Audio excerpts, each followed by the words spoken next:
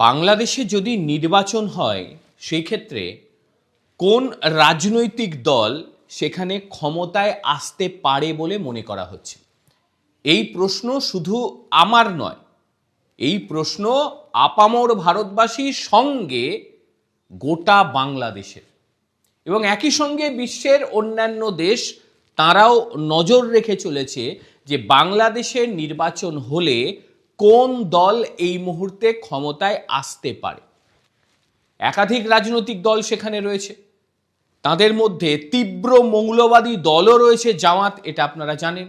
আর তারা ক্ষমতায় এলে বাংলাদেশে কোন পরিস্থিতি চলবে এটা আপনারা জানেন, কারণ বকলমে বর্তমান সময় মোহাম্মদ ইউনূস কিন্তু জামাতের হয়েই কাজ করছে।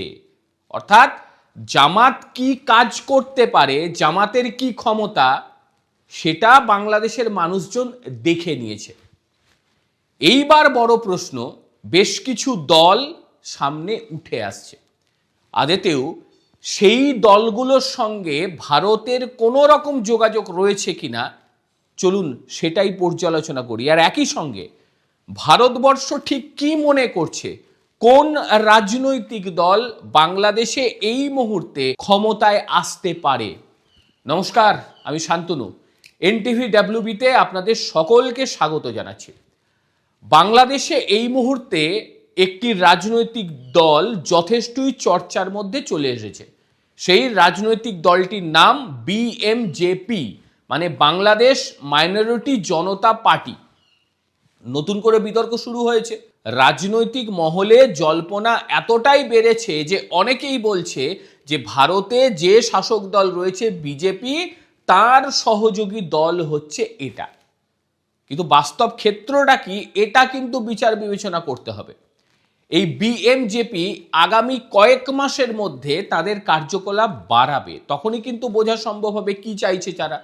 জেলা কমিটির আনুষ্ঠানিকভাবে ঘোষণা এখনো হয়নি, কেন্দ্রীয় নেতৃত্ব কারা কারা হতে পারে সেগুলো ঘোষণা হয়নি। তবে যেটুকু বোঝা যাচ্ছে যে 2026 সালে জাতীয় স্থানীয় নির্বাচনে অংশগ্রহণ করাই এদের মূল লক্ষ্য হয়ে রয়েছে।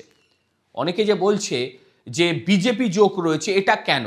এটার কারণ হচ্ছে এরা মূলত সেখানে সংখ্যালঘু যারা রয়েছে তাদের প্রসঙ্গ সামনে তুলে ধরছে, মানে সেখানে সংখ্যালঘু তো হিন্দু।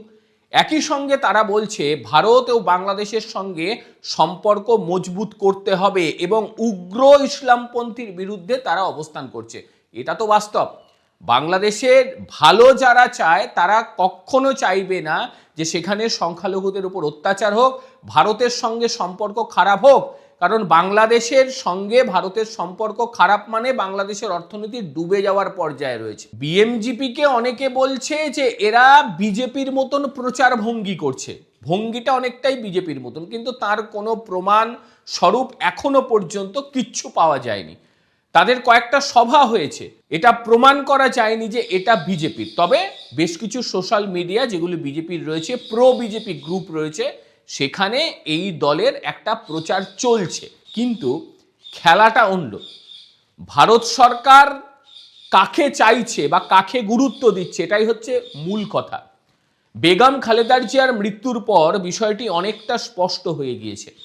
ভারতের প্রধানমন্ত্রী নরেন্দ্র মোদী একেবারে সরাসরি চিঠি দিয়েছে এবং সেই চিঠি বিদেশমন্ত্রী এস জয়শঙ্কর ঢাকা সফরের সময় সঙ্গে নিয়ে গিয়ে সেই চিঠি মোহাম্মদ ইউনূসকে না দিয়ে সেটা দিয়েছে তারেক রহমানকে। বিষয়টা স্পষ্ট, মোহাম্মদ ইউনূসকে ভারত আর প্রাসঙ্গিক মনে করছে না। যে বাংলাদেশের বর্তমান অবস্থায় মোহাম্মদ ইউনূস আর সেই রকম ব্যক্তিত্ব নয় যাকে পাত্তা দেওয়া উচিত। একেবারে স্পষ্ট কথা, আইসোলেট করার পথে হাঁটছে নয়াদিল্লি। তারেক রহমানকে আগামী সময়ে বাংলাদেশের মূল জায়গায় ভারতবর্ষ দেখছে। সেই কারণেই বিএনপির চেয়ারপারসন প্রাক্তন প্রধানমন্ত্রী খালেদা জিয়ার মৃত্যুর পর প্রথা অনুযায়ী শোকবার্তা রাষ্ট্রপ্রধান সরকারের মাধ্যমে পাঠায়, কিন্তু এই ক্ষেত্রে একেবারে প্রধানমন্ত্রী প্রোটোকল ভেঙে সরাসরি বিএনপির ভারপ্রাপ্ত চেয়ারম্যান তারেক রহমানকে চিঠি দিয়েছে। মানে এটাই যে বাংলাদেশের মুখ হিসেবে তারেক রহমানকে দেখছে ভারতবর্ষ। আজ্ঞে হ্যাঁ, এই ক্ষেত্রে অন্যান্য রাজনৈতিক দল যারা আছে কারা নেই এই সমস্ত বিষয় আলাদা, কিন্তু ভারতের দৃষ্টিভঙ্গি কিন্তু স্পষ্ট। শুধু ভারতের নয়, অনেকেই তারেক রহমানকে ফোন করেছে বিশ্বের বড় বড় দেশ। বিষয়টি বর্তমান সময় এখন মোহাম্মদ ইউনূস অনেকটাই পেছনে, সেই জায়গায় রাজনৈতিক ক্ষমতা অর্জনের জায়গায় চলে এসেছে তারেক রহমান। দিল্লির বার্তা স্পষ্ট হয়ে উঠেছে। বিদেশমন্ত্রী এস জয়শঙ্কর ঢাকা সফরে শুধু সরকারি স্তরেই যে বৈঠক করে সীমাবদ্ধ ছিলেন তা নয়, বিএনপির শীর্ষ নেতৃত্বদের সঙ্গে তিনি আলোচনা করেছেন। কূটনৈতিক সূত্রে খবর যে এই বৈঠকে বাংলাদেশের ভবিষ্যৎ রাজনৈতিক দিশা কি হতে চলেছে, নির্বাচন কি হবে, চরমপন্থার যে উত্থান সেই উত্থান কিভাবে প্রতিহত করা হবে, সমস্ত বিষয় নিয়ে আলোচনা হয়েছে। এই কয়েকদিনের সভায় বা সমিতিতে আপনি কখনোই বিএনপির মুখে ভারত বিদ্বেষ শুনতে পাননি, কারণ বিএনপি তারা রাজনৈতিক দল, তারা জানে যে প্রকৃত পক্ষে বাংলাদেশের ভালো করতে গেলে প্রতিবেশীদের সঙ্গে সম্পর্ককে ভালো করতে হবে।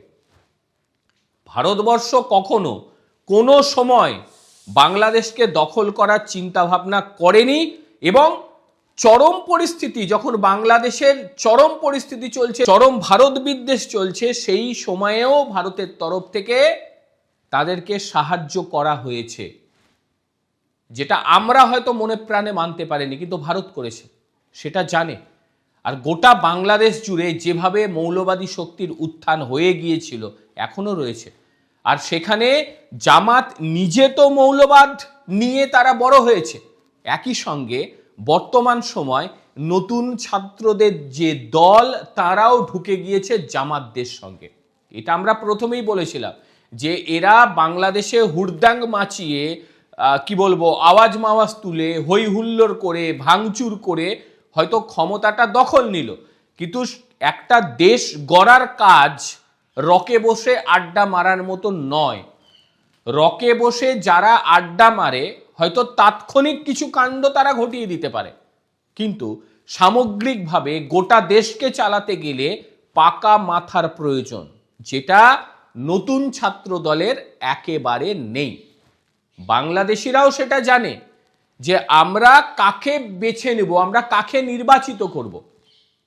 আমরা জামাতকে নির্বাচিত করব, যে জামাত কখনোই চায়নি যে পাকিস্তান ভেঙে বাংলাদেশ হোক, যে জামাত বাংলাদেশের বিরুদ্ধে কাজ করে গিয়েছে সর্বক্ষণ, তাদেরকে ভোট দেব?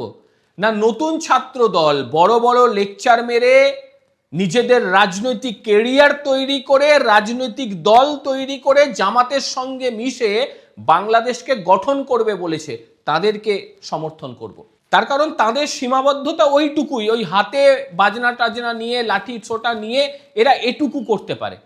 বৃহৎ পরিসরে দেশকে গঠন করার মতন ক্ষমতা এই ছাত্রদের নেই, আর জামাতদের তো নেই, কারণ বর্তমানে তো জামাতেরই শাসন চলছিল। শেখ হাসিনা পরবর্তী সময়ে অন্তর্বর্তী সরকারের নামে জামাতি শাসন দেখিয়েছে, এবং জামাতের শাসনে বাংলাদেশিরা ভালো আছে না খারাপ আছে সেটা আপনারাই বলুন। এটা বলার কিছু নয়, গোটা বিশ্ব দেখেছে তারা কি চাইছে।